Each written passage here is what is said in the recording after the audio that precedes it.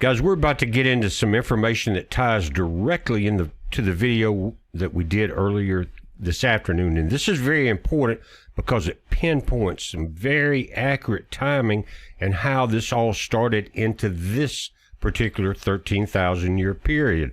And what it does is goes back to, if you look into the data and find the calendar solstice, this particular 13,000 year period happened 780 years ago. And the way that works is that, and during that 13,000 year transition, again, which is a half-life, there's a medium point, an exact time when it goes, or the meter goes to zero. In other words, guys, it's not north, it's not south. It's right at that transition point, and that determines the physical point of a new 13,000 year cycle. And so this is key, and looking at it points to a lot of things that we've been looking at. It's amazing. But again, we're talking about 780 years ago. And if astronomers trace the exact geometric alignment, which we're looking at now, and which we did, the Earth's winter solstice perfectly syncs up with the absolute closest point to the sun, which we've always, for 15 years, called perihelion. This specific orbital phase hits its mathematically balanced center point, or it did in the year 1246 AD. Since that point, 780 years ago, we have officially been transitioning into the next half cycle where perihelion slowly migrates into the late winter and spring months. And so, guys, why are we looking at it now very closely, looking at it as if this is the very start of the changes? But actually, looking back to 1246 AD, they did start changing at that point in time.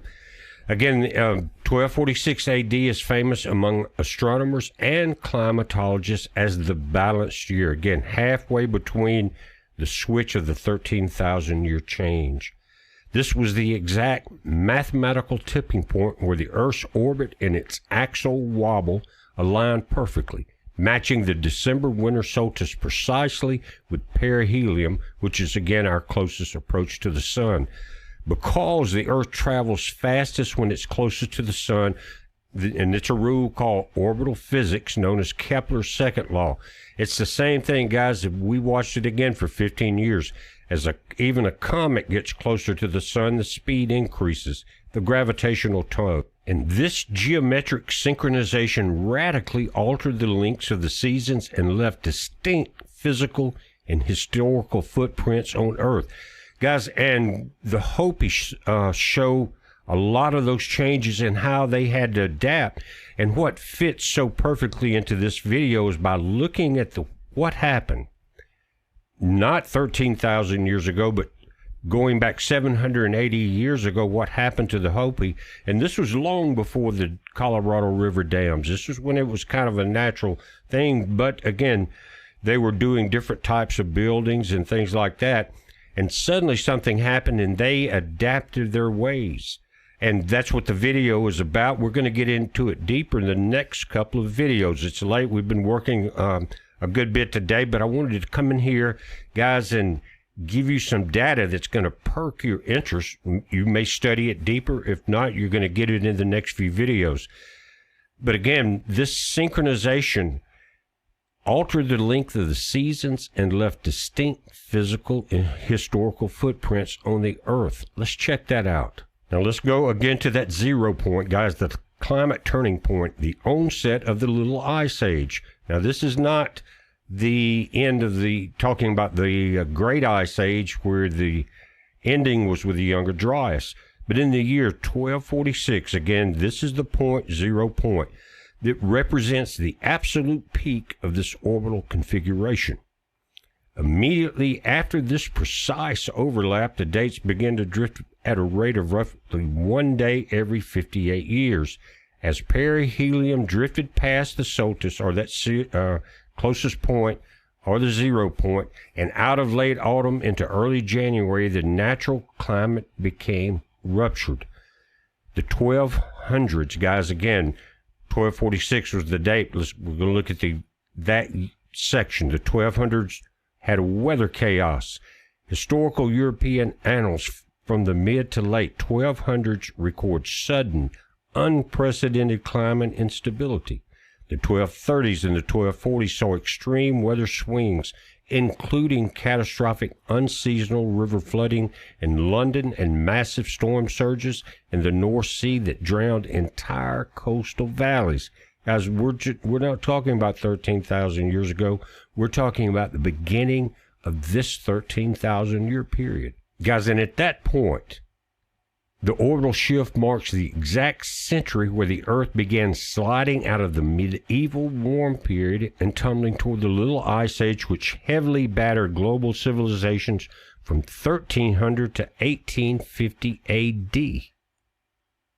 And guys, there's something that's extremely unique to this 13,000-year cycle that started then, and they call it perfect mathematical symmetry in time. Think about it. Because 1246 AD was perfectly balanced, it is the only time in human history where the equation of time, the math used to calculate sundial time versus mechanical clock time, was completely symmetrical.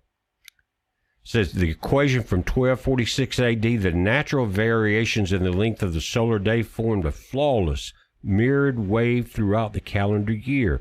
Ever since that year, the equation has become warped and lopsided as the solstice continues its long, slow 13,000-year drift toward the spring equinox.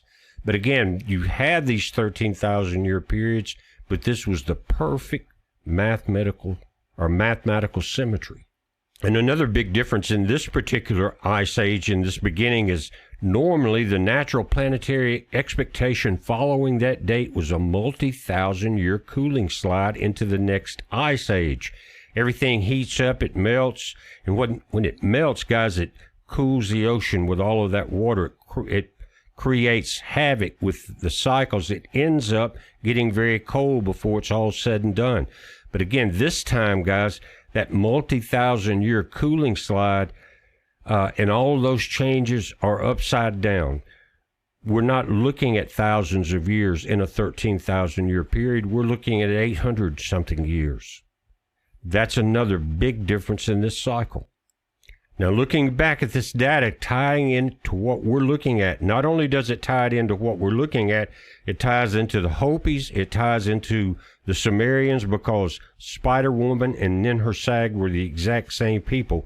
So if you look at the video coming up later tonight on the Sumerian History Channel, you will understand the connection. But during the 1200 ADs, the exact century when the winter solstice and the perihelion overlapped, the Colorado River Basin was undergoing a catastrophic climate transition. The orbital shift marked the definitive end of a long warm period and triggered the Great Drought back in 1276 to 1299 AD. The physical and human landscape of the basin during the turning point was defined by severe environmental stress, just like we're seeing today, possibly worse. But what it did, and I'm gonna end this video, and I'm gonna link you over to the Sumerian History Channel, because we're gonna shift from this data to the Hopis and what they did when this happened. And that made a key turning point in their evolution and their survival. And it may be, guys, the key to surviving what we're seeing now. Again, they had to adapt very quickly then, because extreme heat, extreme drought in the Colorado River Basin. So join us, guys, a little later tonight on the Sumerian History Channel. Thank you for watching BP Earthwatch. You know that's the mothership. But the new YouTube and the algorithms like to keep the topics separated. I guess like a library or video showcase or whatever. I understand it. No complaints.